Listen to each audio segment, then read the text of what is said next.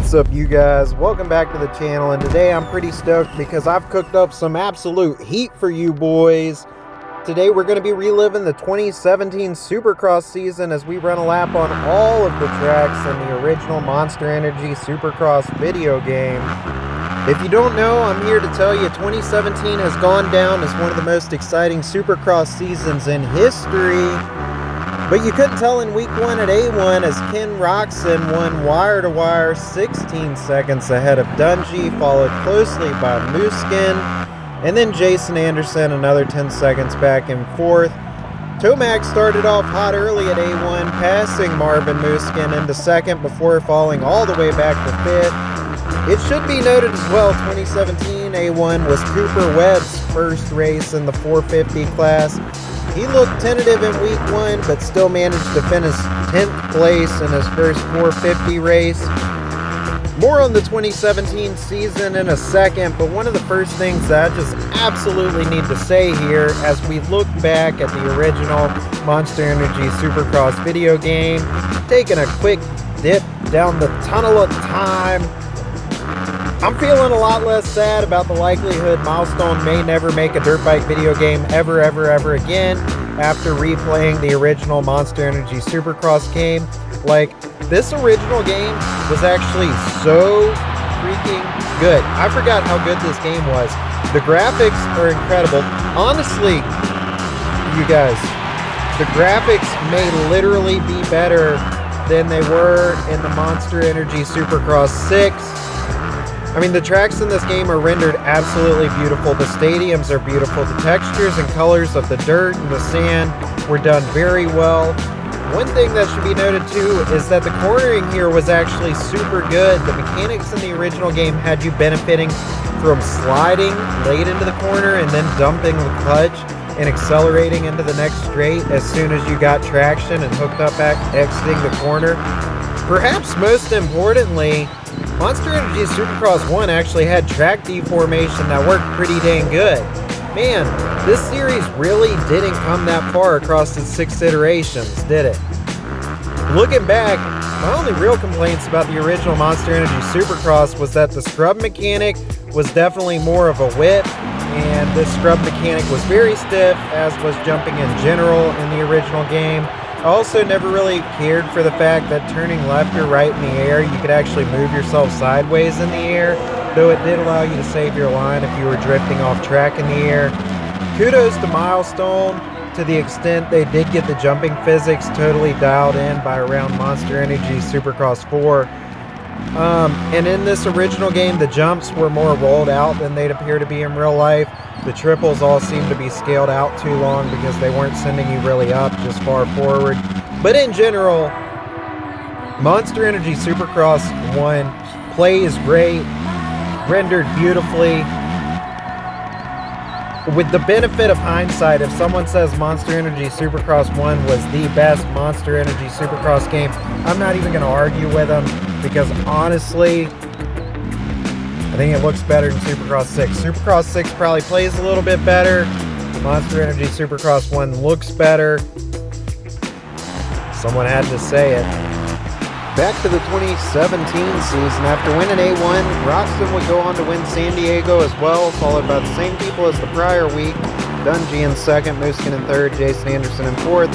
Dungey was much closer to Roczen in week 2 than he was in week 1 though. In week 3, Ryan Dungey got his first win of the season at A2, followed again by Muskin, Cole Seeley, and Cooper Webb in the 4th slot.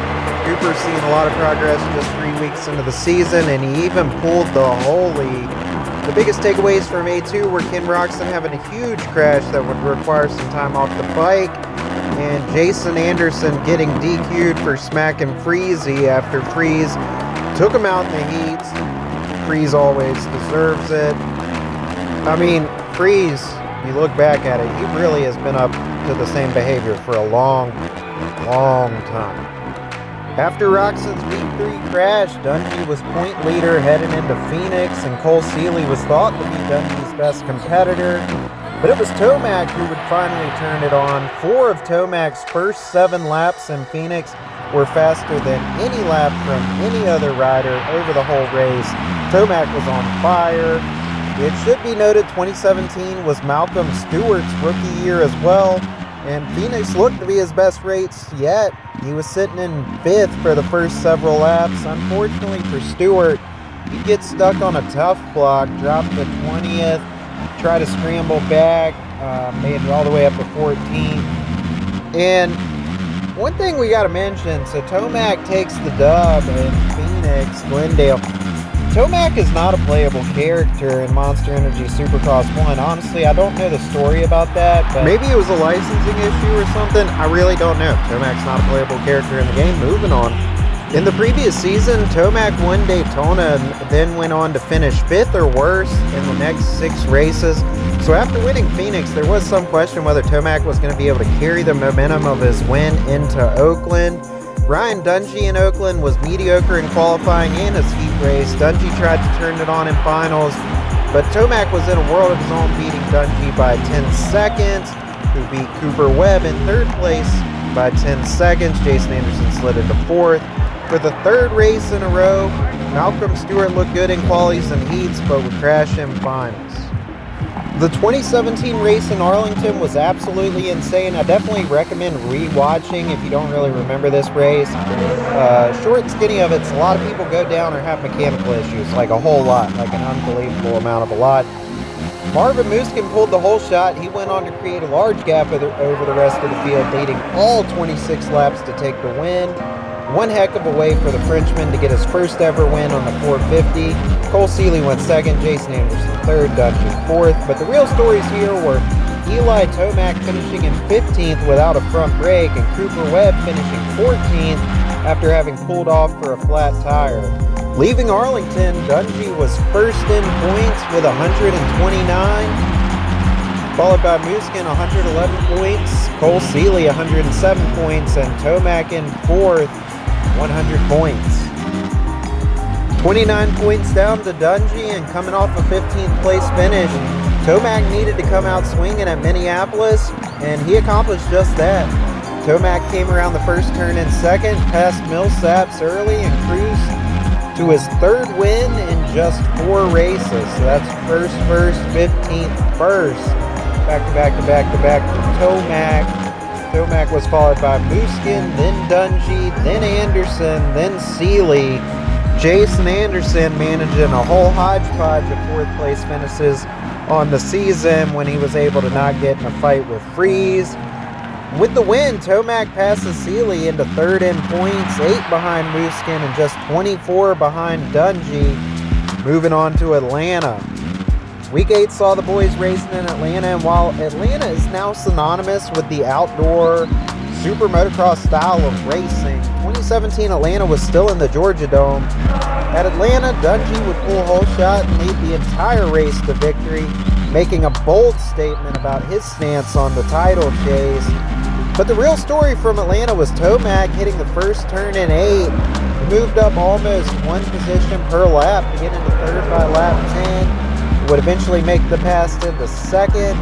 For 25 laps straight, Tomac would average lap times 0.2 seconds faster than Dungey, but it just wasn't quite enough, as Tomac would ultimately finish less than a second right behind Dungey. Awesome race, Atlanta 2017.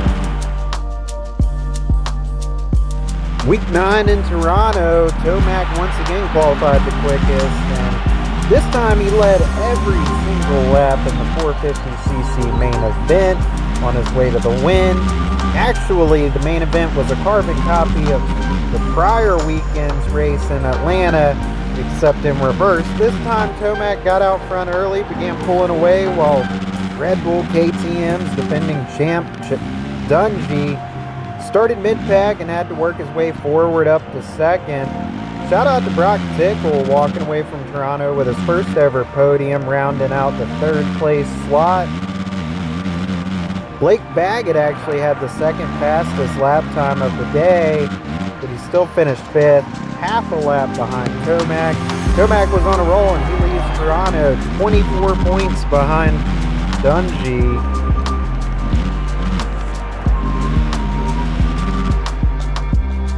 Week 10 saw the boys headed to the relatively new super motocross style of track in Daytona Beach, Florida. I gotta say, in general, Supercross will always be my favorite genre of dirt bike racing because of the action that comes with the tight turns and the technical rhythm sections, but I've really fallen in love with the concept of these super motocross tracks. You've got the tight technical rhythm sections there, some wide open sections, which I think these style of tracks really allow the best rider to demonstrate their mastery of the bike. And in week 10, 2017, that rider was Eli Tomac. For those keeping track, after a slow start to the season, Tomac now has 5 wins in the last 7 races. That 450 rookie still filling in for Cowboy King Roxon. Jeremy Martin took second. Jason Anderson slid his way onto the podium in third. Vince Freeze got 19th. He sucks. It was a rough weekend for Muskin also. He went down at the hands of Ryan Dungey. Teammate on teammate violence. Despite the 4th place finish, Dungey was in championship form, catching Cole Seeley on the last lap. They came together 3 separate times on the last lap, and Dungey basically forced his way through. His lead over Tomac falls to 17 points, headed to Indianapolis. And I gotta say, Indianapolis, always one of my favorite tracks on the series. Indy is always expected to be pretty tight track, very technical rhythms that ensure some great racing. 2017 was no exception. Blake Baggett pulled Holy, but was only able to keep Tomac behind him for 2 laps before Tomac flew by. Marvin Muskin had the flu, but still gave it everything he had, passing Blake Baggett on lap 12 after Blake Baggett crashed. Then Dungey on lap 20. Tomac took the win, Muskin in second, Dungey in third. Baggett remounted and collected a 4th place. Good finish for him. Call that a hat trick for Tomac, 3 wins in a row. Interviewed after the race, Dungey said, "It was a little rough for us today. I was able to put pressure on Eli for a bit, and then I just fell off the pace. It's plain and simple, I gave it my all." So Dungey leaves Indy with a 12-point lead, but he's sounding a little defeated. AMA headed to Detroit for week 12, and I gotta say, Detroit, another one of my personal favorite venues. Gotta love the huge stadium berm here off the start straight. Muskin pulled the whole shot, but was only able to keep Tomac behind him for 3 laps. Tomac pulled away, pulled his 4th straight win, moving just 7 points behind Dungey. Once again, Dungey was visibly frustrated after the race, saying, "I think the hardest thing is where we've been during the first lap over the past few races. I can't do anything back there. Eli is out front, and I'm not able to do anything. But we did charge hard for 3rd. We have to put ourselves in a better position at the start, but we'll work through it. We need to start turning it up here over the next few races." KTM bikes would sit 2nd through 5th at the end of Detroit, with Muskin, then Dungey, then Baggett, then Millsaps.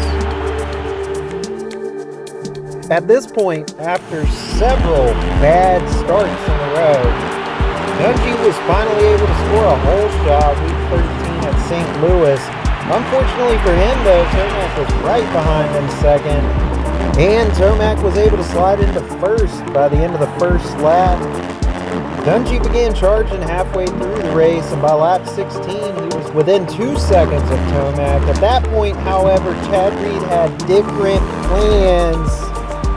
Chad Reed, who'd been criticized on camera by Dungey after the heat race earlier that evening, refused to honor the blue flag for lappers. Chad Reed blocked Dungey for several laps. By the time Dungey passed Chad Reed on lap 19, Tomac was gone for good. Tomac became the first rider to win 5 races in a row since Villapoto did in 2013.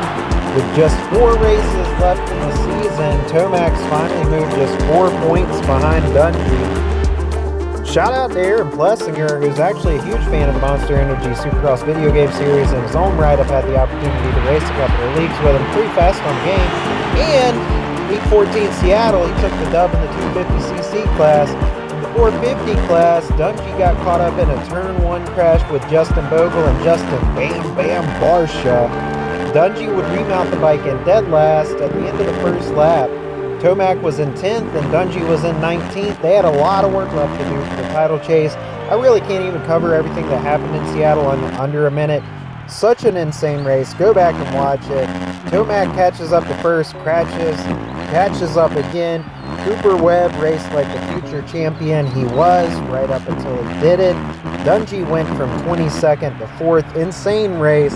Luskin first, Tomac second, Anderson third, Dungey fourth. Just like that, Tomac and Dungey tied for the points lead with 3 races left. Salt Lake City for week 15 may have been race of the year for Eli Tomac. Tomac flinched off the start, left the first turn in 20th place. In 14 minutes, Tomac would work his way all the way up to first place, passing Dungey for the lead. Then Tomac hit the cruise control and coasted to a 6-second lead by the time he saw the checkered flag. With that win, Tomac moves 3 points ahead of Dungey with just 2 races left. After the race, Dungey's visible frustration continues. He said, "It's a bummer, but we put ourselves out there and came up a little short. I'm really happy with a lot of things, but instead of second place, I wish we were 1 step higher." Well, Dungey, not everyone can be a winner. In this world, we have carrots and kids lifted, and sometimes you're the cowboy, sometimes you're the bull. Another one of my favorite venues for week 16, East Rutherford, was as tight and technical as ever, so the racing was certain to be good. The replay of this race on YouTube has 785,000 views because it was one of the most eventful evenings in AMA history. Dungey and Tomac left the first corner in 3rd and 4th, and the battle was on. Back and forth over the first several laps. Tomac appears to get a solid lead about 2 minutes in, but makes a mental mistake entering a corner, lays the bike over, taking several seconds to get back on. With 5 minutes to go, sitting outside the top 5, Tomac stalls his bike on the lip of the SX Triple, casing it as a double in a comically terrible fashion, just absolutely ugly. And the announcers aptly point out in that moment that Tomac is mentally falling apart. Famously, Marvin Muskin, who led much of the race, would let Dungey slide on by at the finish line for the dub. Talk about teammate sportsmanship. Dungey finishes first, Tomac in 8th, giving Dungey a 9-point cushion into the season finale at Vegas. Okay, first of all, the Vegas tracks are always sick, so very sick. Exit the stadium, come back in, 4th gear tap. The fans love it, I love it. Tomac was praying for a miracle, though. After falling apart the week prior, Tomac and Dungey quickly found their way to the front, 1st and 2nd, as the crowd and seemingly most of the field watched and in blissful anticipation for the dogfight to ensue. Tomac would appear to take off from Dungey, but then Tomac just kind of quit racing like he wasn't racing. Tomac lets Dungey by, then Tomac tries to clean Dungey's clock. Distinctly aggressive move that led Red Bull to titling this race the greatest Supercross that's ever happened. On the final lap, again, Tomac would once again wait up for Dungey, let Dungey pass, and immediately try to punt Dungey over the corner. It wasn't enough though. Dungey stayed on his bike. Tomac finished 2nd. Dungey finished 4th. Dungey won the title. And that, my friends, is the story of the greatest Supercross season ever on one of the best Supercross video games ever made. I certainly hope y'all enjoyed it. I had a lot of fun making this video, and I look forward to catching y'all again very soon. Peace, y'all.